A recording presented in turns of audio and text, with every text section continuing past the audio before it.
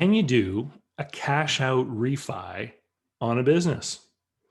Hey there, everyone. It's David Barnett from davidcbarnett.com, the blog site, YouTube channel, iTunes, SoundCloud, Google Play, Amazon, Stitcher, Spotify. Did I say that one already?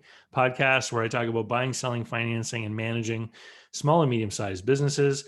This week, I got a question from Jason Bourne who asks, can you do a cash out refi on a business? So, first of all, come on, we all know Jason Bourne is Matt Damon. So, Matt Damon, how you doing, buddy? Good to have you on board. So, are we able to do a cash out refi on a business the same way we might do it with a house? So, for those of you who don't know, if you own a house, say it's worth 100 grand, and you have a $50,000 mortgage on it, you can go to the bank, and if they'll approve you for a mortgage, they might lend you 80% of your house's value, which would be 80,000. And so they would take out the 50,000 that you already owe and hand you 30 grand. That's a cash out refi.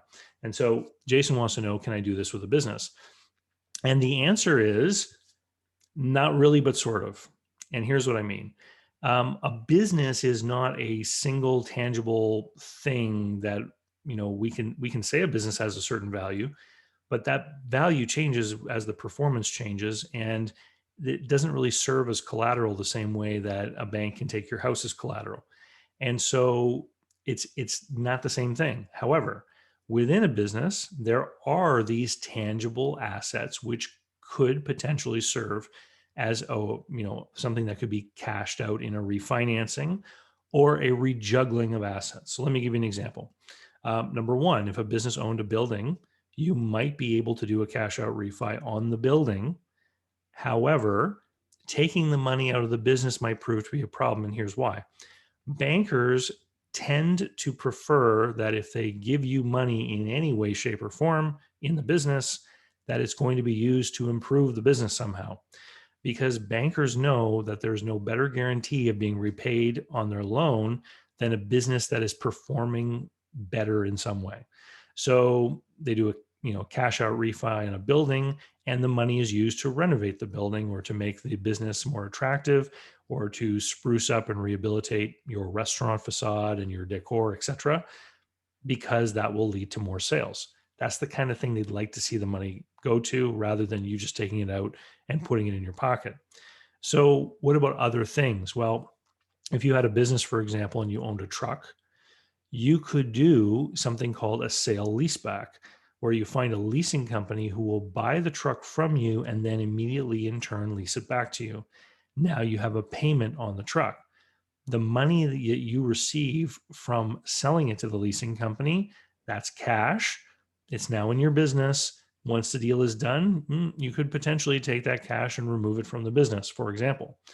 Now, leases, especially leases of used equipment, tend to be seen as riskier for these finance companies. And so that sale leaseback arrangement might be at an interest rate that's not so attractive for you.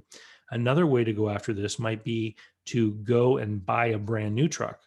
And at the point of sale of buying a brand new piece of equipment, you're going to get the best finance terms are going to be offered to you, lowest interest rates, etc.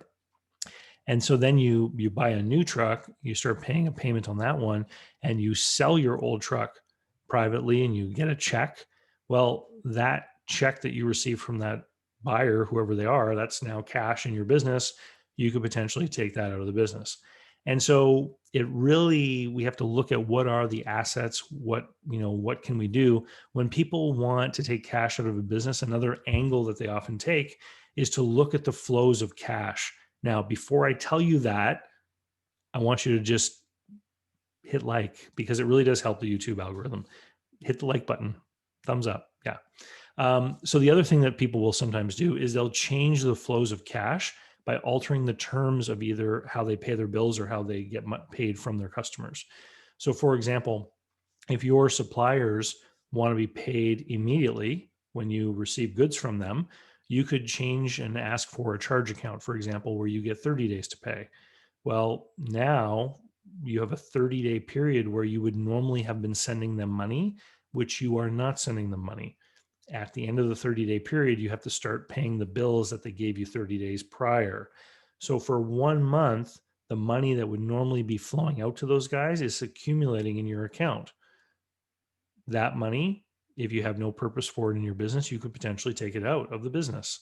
The other side of the equation, if you have customers and you're giving them, 30 or 45 or 60 days to pay, if you shorten their term, if you get them to pay more quickly, then that can mean that you can, accumulate funds that would normally be coming in over the next few months and bring them in today. That can also create an influx of cash, which you could potentially take out of the business. One of the things that I look at when I'm analyzing a business for someone is I look at the operating capital that they have in the business, and then I ask, is this amount of operating capital really required? Because when we look at a business, what we're trying to do is we're trying to maximize the return on the equity. What have we got invested in this business of our own money, and what is the rate of return on that? And so if we can reduce the amount of operating capital, we boost the return on equity, right? So anyway, I hope, Jason, wink, that answers your question. And for everyone else out there, 2021 is right around the corner. I'm going to need more questions from my list. Please send them in. Comment on YouTube videos, email me, what have you. Don't forget to like. If you enjoy a video, hit share. And don't forget to join the email list, because people who are on my email list get all the best stuff first, like the holiday chat calls, right? Any specials, any deals, promotions about live appearances. Hopefully 2021, I'll be able to get out on the road again and do some more live events. Anyway, I love you guys, and we'll see you later. Thank you so much. Talk soon.